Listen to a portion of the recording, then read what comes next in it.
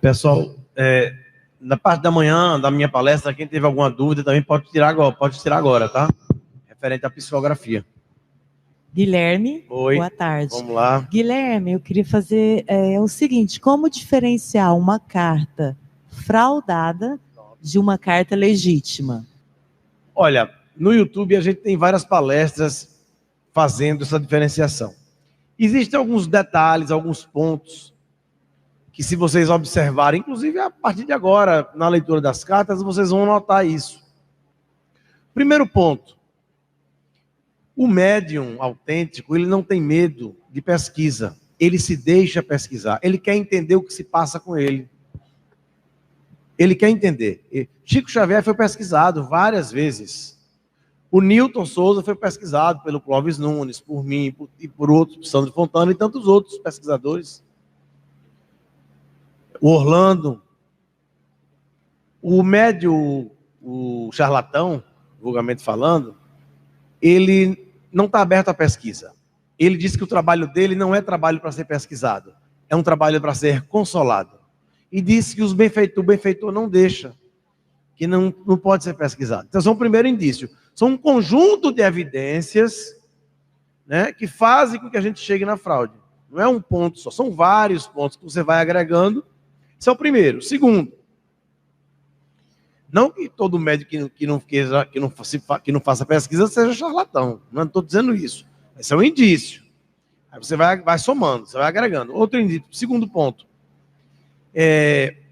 O médium que não tem contato. Que não tem qualquer contato e a carta vem. Sem ter qualquer contato. Chico, que era a nossa maior antena, Chico, ele anotava o nome, a data de nascimento, a data de morte. Assim como o Orlando faz, como o Newton faz. E como outros médios no Brasil fazem. Apenas isso. E, inclusive, ele dizia que na pesquisa que nós fizemos, antes de lançar esses 2 livros, estudamos vários livros que falavam das investigações sobre a mediunidade de Chico, sobre a psicografia. Inclusive, o livro notável que até o doutor Alexander falou ontem, a Psicografia à Luz da Grafoscopia, e do Carlos Augusto Perandrea, um livro fino, mas um livro maravilhoso, onde ele analisa as assinaturas, e vê que a maioria das assinaturas ali eram as assinaturas genéticas do espírito. Então, o Chico tinha necessidade do contato. Se vocês olharem no Google, vocês vão ver ele com a prancheta assim no colo. Tem gente que diz que Chico nunca anotava nada. Isso não é verdade. Chico deu muitas cartas sem ter contato. Porque ele era um médium, era a nossa maior antena. Mas, via de regra, ele anotava. Ele, inclusive, dizia que ali, quando ele tocava, quando ele sentia, ele sabia que o telefone ia tocar de lá para cá. E a gente vê hoje um médium dando cartas aí, sem ter qualquer contato, sem nunca ter visto a pessoa. Às vezes a pessoa não está nem no local, a carta vai para cá, a pessoa recebe a carta pelo correio. Tem isso. Então, segundo indício. Terceiro, cartas com informações assim muito pontuais, tipo número de CPF, a placa do carro, o número da OAB, né? Então, informações, Chico nunca deu, ninguém viu o Chico dando o número de CPF de ninguém. E o interessante é que esses médiuns que dão essas informações assim tão pontuais, eles são médiuns monógrafos. Eles dão o CPF da pessoa, mas não conseguem copiar a caligrafia nem a assinatura. Todos eles. Como é que você consegue saber do CPF da sua mãe que você não sabia em vida e agora, depois de morto, você dá o CPF dela? O espírito, a pessoa quando se torna espírito, adquire superpoderes para saber o CPF da mãe que ele não sabia quando estava em vida? Por que não assina igual? Por que não escreve com a mesma caligrafia? Já que consegue dar o CPF da mãe? É muito sintomático. Então, esse é mais um ponto. Outro ponto também para vocês observarem. Geralmente essas cartas fraudadas que existem, geralmente vem muito nome de morto. Nas cartas, nomes de vivo. Nas cartas do Chico, a grande maioria dos nomes eram de nomes de pessoas mortas. O espírito contava como foi sua chegada do outro lado da margem, quem os recebeu, como foi sua ambientação. Observe, se vocês estiveram aqui, os que estiveram aqui ontem observaram a quantidade de nome de avós que vieram nas cartas, de bisavós. Vocês vão ver hoje, observem. Fui aqui recebida pela vovó fulano de tal, pelo vovô fulano de tal. Que é estranho, né? Você vai para outro lado e manda uma carta, não conta nada, quem é o nome dos avós, quem recebeu. Então, cartas com o nome de vivos, porque morto não tem Facebook. Entendeu? Mas aí no Japão, ano retrasado, ano passado, eu divulguei essa situação, né? Esses indícios. Aí alguns deles já descobriram. Tem um site chamado Tudo Sobre Todos. Podem anotar. Aí você entra lá, é um site pago, você põe o nome da pessoa, aí sai o CPF, sai o nome do avô, o nome da avó, sai toda a árvore genealógica da pessoa. E eles agora estão colocando. Outro indício também é o médium vem aqui, dá 10 cartas. Dá 10 cartas. Aí, 6 pessoas aqui recebem. Estão 300 mães chorando, querendo a carta. Aí a carta vai das 10 cartas, 6 mães que estão aqui recebem. E as 4 cartas perguntam, a mãe não está. A mãe nem sequer veio. A mãe nem sequer veio. Aí a mãe vai estar em casa vendo a novela. A carta vai para ela, que está lá em casa vendo a novela. Ninguém nunca viu o Chico fazer isso. Você dá a carta, a pessoa pode até ter vindo e ter saído, entendeu? E a carta ter vindo, a pessoa não aguentou esperar, tudo bem, mas o espírito veio. Mas a pessoa sequer veio, e as mães aqui chorando, e a carta não vai para nenhum de vocês, e vai para uma mãe que está vendo o Big Brother em casa? Pelo amor de Deus. Então a gente tem que ter bom senso também. Chico é o nosso maior exemplo. Quando a gente quiser entender psicografia, vamos estudar Chico. Vamos estudar Kardec. O problema é que a gente só quer ler livro de romance. E esquece de ler. O livro dos médiuns, eu disse inclusive isso, uma das causas disso estar acontecendo, dessas fraudes estarem existindo, é a falta de leitura do livro dos médiuns. Como é que você vai trabalhar a mediunidade sem estudar a parte teórica? Sem ler o livro dos médiuns? Manual dos evocadores? Quer dizer, não faz sentido isso. Outra coisa, essas cartas, que não são autênticas, elas têm um padrão. Para a gente que está nisso há muito tempo, de ouvido a gente já sabe. Geralmente elas têm um início igual e um fim também. E eles deixam para colocar as informações pontuais no meio da carta. Geralmente é assim. Eu vou dizer, deixa o meu beijo para fulano de tal, deixa o meu abraço para fulano de tal. Estou liberta. É sempre assim. É sempre assim. Boa tarde. Boa. Em relação ao médium João de Deus, né? Esse assunto já foi muito bem abordado pela mídia brasileira e internacionalmente. Um mau médico, aliás, mau médium, fazendo mau uso de suas faculdades mediúnicas, quais são e o que vai relatar quando ele está encarnado, as consequências, e principalmente quando retornar ao plano espiritual. A gente aprende com Kardec, a gente falou disso de manhã, que aquilo que somos enquanto pessoa se reflete, se espraia, impregna o que nós fazemos com a mediunidade, porque a mediunidade é um aspecto do indivíduo e que naturalmente é informado por tudo que ele faz. Tudo o que nós fazemos que pode gerar consequências positivas ou negativas para nós e para os outros é colocado à nossa responsabilidade. Então, se o nosso fazer mediúnico ele pode impactar de forma negativa os indivíduos, sobretudo quando é consciente, é claro que há um peso de responsabilidade muito grande. Eu vou contar só um caso ilustrativo. Eu, anos atrás, eu conto normalmente na palestra, mas eu esqueci hoje. Anos atrás, estava no Rio de Janeiro, fazendo um giro de palestras, e eu tinha um médium de transporte ao meu dispor, que era um taxista espírita, né? E aí, uma das saídas que fizemos de Jacarepaguá até o centro do Rio, ele me contando que uma vez uma senhora pegou o táxi e quando ele, antes de ligar o carro, falou no celular com a esposa, tá bom, a gente se encontra no centro mais tarde, tchau. Ao desligar, ela perguntou a ele assim, o senhor é espírita? Ele disse, sou, por quê? Não tá vendo ninguém aqui do meu lado, não? Pergunta clássica, né? Não, senhora, não tô vendo, não sou médium, vidente, mas por quê? Ah, moço, porque veja, eu estive semanas atrás no centro tal, cujo nome eu esqueci, graças a Deus, e o médium fulano de tal, incorporado pelo guia lá, me disse uma coisa. E o que foi? Ele me disse que eu sou obsediada pelo espírito da minha bisavó. Agora veja que coisa, seu moço, só aí eu entendi um fogo que eu sinto desde que eu sou mocinha. É fogo no sentido que vocês entenderam mesmo. Né? Não sei, né? E ele perguntou assim, mas por quê? Porque a minha bisavó era prostituta. E, na verdade, esse fogo todo que eu sinto não é meu, é dela. E olha que coisa, de lá para cá eu nunca mais consegui me segurar, tenho traído meu marido direto. O senhor vai fazer o que daqui a 3 horas? Meu Deus. Senhora, eu sou casado, sou fiel. Não, moço.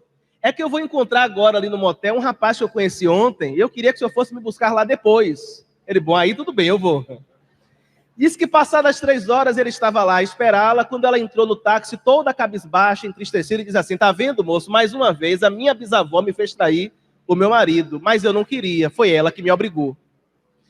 Vejo que esse é um exemplo aparentemente bobo, mas de complicações seríssimas. Porque, ainda que bem intencionado, o médium, ele, por não saber dosar o que dizer, porque eu acho que aí é um exemplo de não saber o que dizer e extrapolar naquilo dos limites da mediunidade, ele acabou dando uma informação a ela que foi para ela como uma luva para justificar suas questões internas, suas questões íntimas e para dar a ela um motivo para dizer assim, agora eu posso pular cerca, que eu posso me justificar. Ok? Certamente, e eu dizia hoje cedo assim, olha, uma pessoa insegura vai ser um médium inseguro, não é? Uma pessoa falastrona será um médium falastrão. Uma pessoa que fala demais vai ser um médium que fala demais. E eu me lembro de um ditado do interior da Bahia que diz assim, quem fala demais dá bom dia a cavalo. E a Ivone afirma que a grande parte daquilo que o médium apreende na percepção mediúnica é muito mais para ele como aprendizado do que para ser dito. Ou seja, é muito mais para ser calado do que para ser falado. Exatamente para que se evitem transtornos como esse, tá? Então, eu acho que o mau uso, a gente não tem que pensar o mau uso apenas na dimensão moral, mas também na dimensão da não compreensão do que é mediunidade, dos seus mecanismos, do a que se presta, e isso, consequentemente, vai nos fazer estabelecer com a mediunidade e com os espíritos uma relação distorcida. O grande desafio da casa espírita é reconhecer transtorno mental para a mediunidade. Principalmente os atendentes não têm essa qualificação científica que o nosso Alessandro trouxe, para que ele possa nos ajudar na fala dele, como é que se distingue uma coisa da outra. Eu sei que isso é complexo o tema, mas é importante, porque o atendente às vezes confunde mediunidade com transtorno. Qual é a diferença? Vocês podem dar uma força aí para aclarar? Beleza. Então, esse é um tema meu de pesquisa há muitos anos, minha tese de doutorado foi sobre isso. Na TV NUPS tem um vídeo meu em que eu explico isso com mais detalhes também, quem quiser entrar lá e poder ver também. Em linhas gerais, a distinção, eu falei isso brevemente ontem, né? A distinção entre uma experiência espiritual saudável, tá certo? E um transtorno mental, vai ter vários quesitos. Um deles é o seguinte, o transtorno mental, ele traz sofrimento e incapacitação. Você tem dificuldade para o trabalho, dificuldade para a vida social, dificuldade para se cuidar, de fazer suas coisas. E gera sofrimento. A experiência espiritual, não.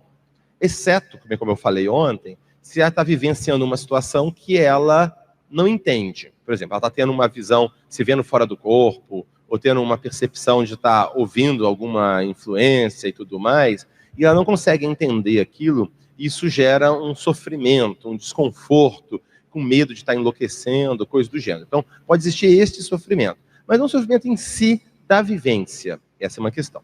Outra questão também, na doença mental, a pessoa tem outros sintomas, diferentes de apenas aquela experiência espiritual. Voltando mais uma vez, da percepção de ver, de ouvir coisas, etc., que acontece em múltiplas religiões, como eu já comentei, católico carismático, protestante pentecostal, umbanda, espiritismo, tem percepções de ver, ouvir coisas, por exemplo. A questão é, na experiência espiritual, isso acontece, a pessoa tem essa vivência, ela não gera um grande sofrimento, pelo contrário, às vezes gera uma ação de bem-estar, e ao mesmo tempo ela consegue tocar a vida dela, fazer as coisas dela. E não tem outros sintomas. Diferente, por exemplo, num quadro psicótico, em que a pessoa, além disso, ela começa a achar que está sendo perseguida, por exemplo, achando que tem câmeras esparramadas filmando o que ela está fazendo, que estão envenenando a comida dela. Ela começa a achar que o vizinho está fazendo uma provocação e bombeando um gás para poder prejudicar a casa dela. Ao mesmo tempo, ela tenta de falar. Começa a falar e se confunde, se perde. É o famoso, tem uma fala mais confusa, mais desorganizada, uma dificuldade de relacionamento, a pessoa acaba se fechando demais. Então vai ter outros sintomas que você não esperaria numa experiência espiritual. Bom, esses são alguns quesitos que ajudam nessa distinção. Agora tem um outro aspecto muito importante, é o seguinte: uma grande quantidade de pessoas vão ao centro espírita ou a qualquer grupo religioso querendo saber o seguinte: o que eu tenho é um problema espiritual ou um problema físico, etc. E tal. A pergunta é que talvez esteja errada. Talvez não é uma coisa ou outra. Pode ser uma coisa e outra. Né? A pessoa pode estar ela pode buscar e deve buscar. Por exemplo, se a pessoa efetivamente, por exemplo, tem um quadro de transtorno de pânico, tem um quadro real de esquizofrenia, ou um quadro bipolar, ou depressão, seja o que for, ela não precisa escolher entre uma coisa e outra. Ela pode e deve buscar um tratamento convencional, médico, psicológico, etc., e buscar também um acompanhamento espiritual que ela achar conveniente, que tem a ver com as suas crenças, né, com seus valores, etc. Porque, mais uma vez, nós somos um ser biopsico-sócio-espiritual. Então, nós temos que buscar integrar todos os aspectos do ser humano, tanto para manter a saúde, quanto para se recuperar da doença. Então, um médium que já exerça a mediunidade por fim de trabalho, que identifique em si alguma dessas debilidades morais que você citou, como orgulho, vaidade, ao identificar isso, qual o papel dele? É parar os trabalhos mediúnicos de modo que não seja enganado pelos espíritos? Numa reunião mediúnica, a entidade falou para a gente o seguinte: que o que eles esperam da gente não é perfeição. Não é perfeição. O que eles esperam é boa vontade. A boa vontade de ter compromisso, boa vontade de ter transformação, que essa transformação no espiritismo ela ocorre diferente das religiões. E nas religiões aquela transformação ela é de fora para dentro. Você para de fumar, para de beber, enfim. O espiritismo ela é de dentro para fora. E é um processo lento, que quando você se predispõe a fazer, requer um esforço muito grande e dificilmente você vai ver o retorno desse esforço na vida atual. Eu vou fazer uma pergunta rápida e dou a palavra à senhora. Se eu desencarnar hoje, por exemplo, e daqui a uns 2, 3 anos reencarnar, e com determinada idade, sei lá, com 3, 4, 5 anos, traga lembranças espontâneas da minha persona, Pedro Camilo, e puder identificar aqui de quem de fato foi, será que é possível que uma comparação da identidade do novo eu encarnado traga a identificação com a identidade do Pedro Camilo, as digitais do Pedro Camilo agora? Tem pesquisa? O que é que você acha? Houve um caso do doutor Remendres Banerjee, que houve intermitência reencarnatória de pouco mais de 2 anos. A impressão digital, ela veio muito parecida, não veio igual, mas veio muito parecida com a do outro. Eu vou pegar esse material, eu tenho isso. Eu vou te passar.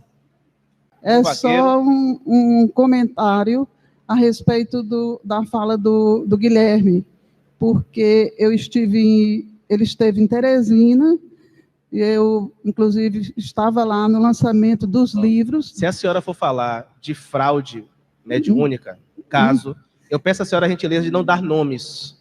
Não, vou dar não, tá? de jeito nenhum eu faria isso.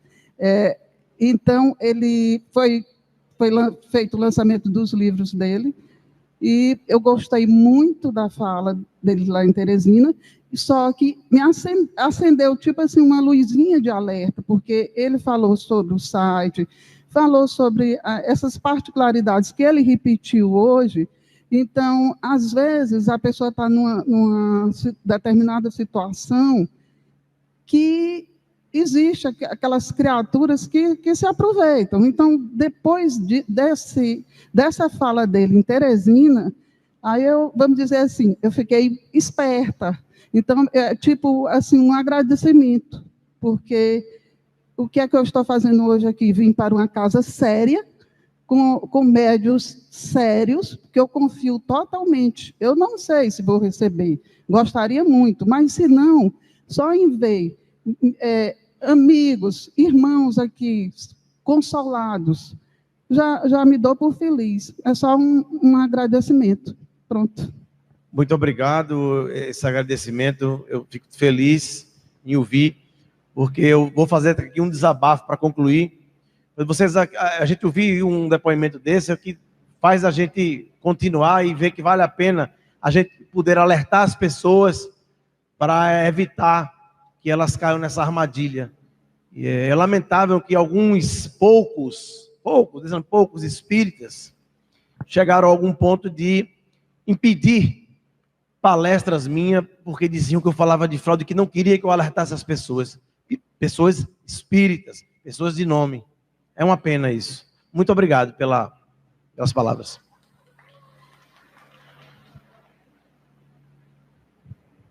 Boa tarde, meu nome é Carol. Eu gostaria de saber o parecer científico sobre a relação da glândula pineal com a mediunidade. Sobre a pineal, existe uma tradição no pensamento ocidental de ligar a pineal a alguma questão espiritual mental. René Descartes, um filósofo francês, de 1600 e pouco, ele definia que a ligação da mente com o cérebro, da alma com o corpo, se daria na pineal, que é uma glândula pequenininha no centro do cérebro. Ele dizia isso, mas ele falava isso sem evidências científicas. Na literatura espírita, tem relatos do André Luiz e tal, de que a pineal estaria ligada ao processo mediúnico. Bom, o que tem é isso. Pesquisas científicas sobre pineal e mediunidade eu desconheço, ok?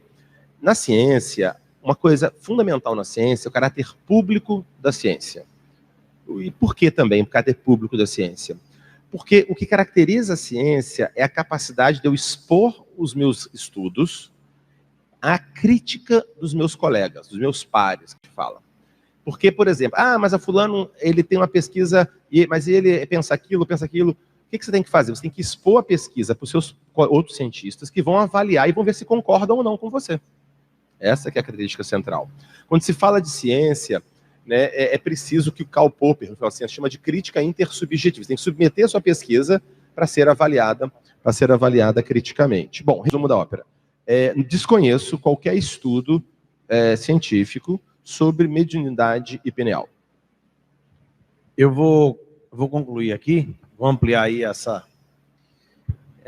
pergunta, e inclusive referente até a mesma pesquisa na qual você está imaginando aí.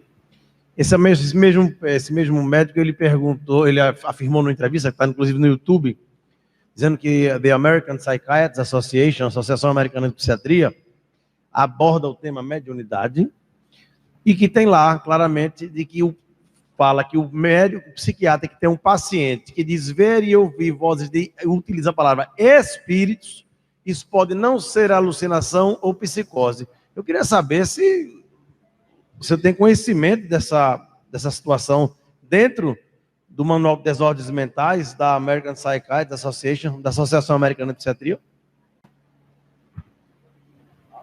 Então,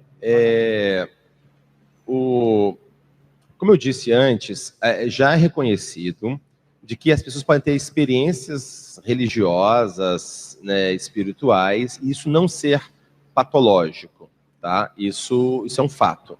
Tá? Inclusive, né, o DSM-4, que é esse Manual de Estatística de Saúde Mental dos Estados Unidos, tem uma categoria chamada de problemas espirituais e religiosos. Esse é o nome da categoria. Inclusive, o autor que criou este termo virá ao Brasil no CONUPS, no congresso que nós vamos organizar em março do ano que vem. O Francis Lu vai vir fazer essa apresentação para a gente.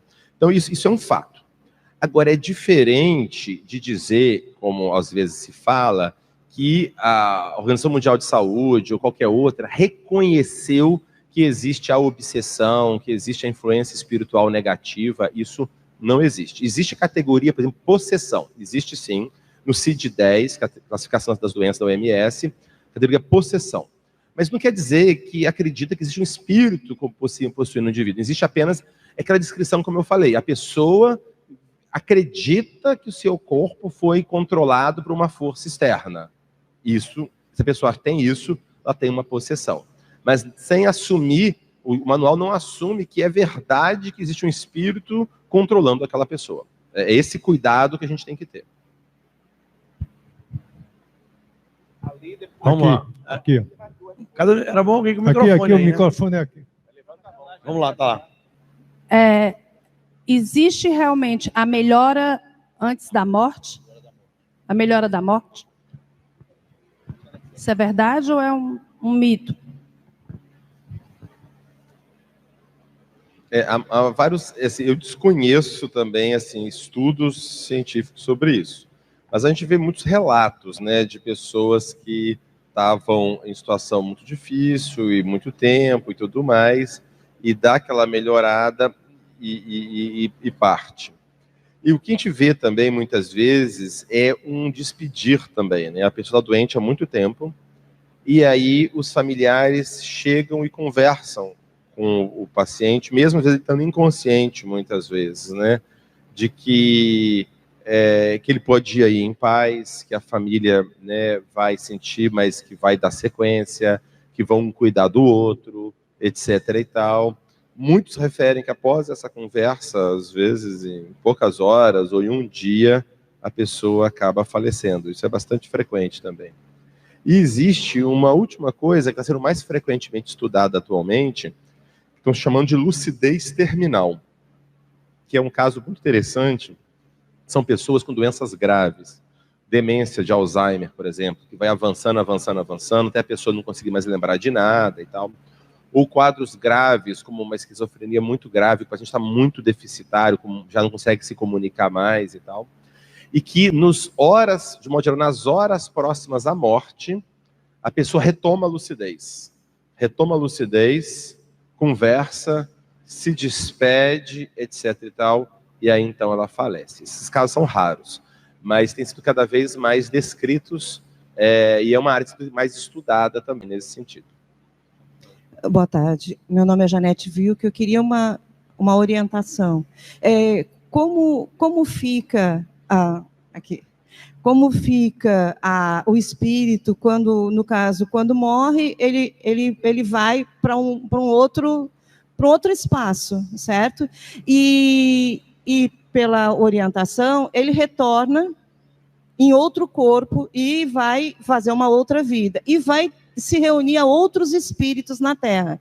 Quando ele retorna, de novo, e aí, como é a reunião dessa espiritualidade lá no outro lado? No caso, assim, aquele que foi meu pai, ele já voltou sendo outra pessoa em outro espaço. Ele morre de novo. Aí, quando ele volta, como fica essa dualidade de espíritos? Fica tudo misturado, assim, eu não consigo entender muito bem, não. Você quer falar, Alexandre? Porque parece que fica meio que um balaio de gato, né? Não é? A gente, não, os afetos, eles nunca se perdem. Né? A gente já viveu, pelo que se sabe, né, pelo que se fala, pelas informações que os livros espíritas trazem, nós já tivemos várias existências físicas, em vários momentos, né, em várias circunstâncias, aqui na Terra, quem sabe em outros planetas, e naturalmente todos os vínculos que são verdadeiros, eles são preservados. Da mesma forma como nós estamos encarnados e há entes queridos nossos que já partiram, né, nós podemos estar do lado de lá e outros estarem aqui, nós podemos estar, eu posso estar aqui encarnado agora e alguém que foi meu pai, que foi meu irmão, que foi minha esposa, está encarnado lá no Japão, na França, na Inglaterra. Quando estamos no mundo espiritual, a depender da lucidez de que goze o espírito, nós podemos recordar essas outras existências e, eventualmente, identificar aqueles espíritos com quem nós convivemos. E conforme sejam as relações, as possibilidades e mesmo a necessidade evolutiva ou afetiva ou de qualquer ordem que a gente queira pensar, nós podemos ir até esses espíritos, ok? Estabelecer vínculos com eles, por exemplo, naquele momento, nos tornarmos espíritos próximos que buscam auxiliar se estivermos nessa condição, tá? Veja que é muito frequente nós ouvirmos os médiuns falando que aqueles a quem chamam de guias são espíritos que tiveram com eles relações do passado. Não é isso? Ivone Pereira relata que o Charles foi seu pai em outras encarnações, não apenas em uma, foi seu irmão, numa reencarnação mais remota no tempo de Jesus, foi seu marido. Né? O Bezerra de Menezes, que também a assistia, fora seu pai no tempo da noite de São Bartolomeu, naquela época. Enfim, os laços, eles se mantêm, só se ampliam. Tá? O fato de termos sido pais de A, B e C na existência, não invalida o afeto que temos pelos nossos filhos de agora, nem pelos pais de antes, porque a grande família é uma família universal. E a nossa tendência é de sermos capazes de amar a todas as pessoas indistintamente, e esses amores vão sendo construídos exatamente nessas relações que vão sendo tecidas vida a vida. Ok? Eu vou fazer uma pergunta, Alexandre, que tem que fazer. O tempo está acabando, e é uma pergunta que eu acho que todo mundo vai querer entender e saber um pouco mais. É um grande mistério. O autista. O que dizer espiritualmente em relação ao autismo?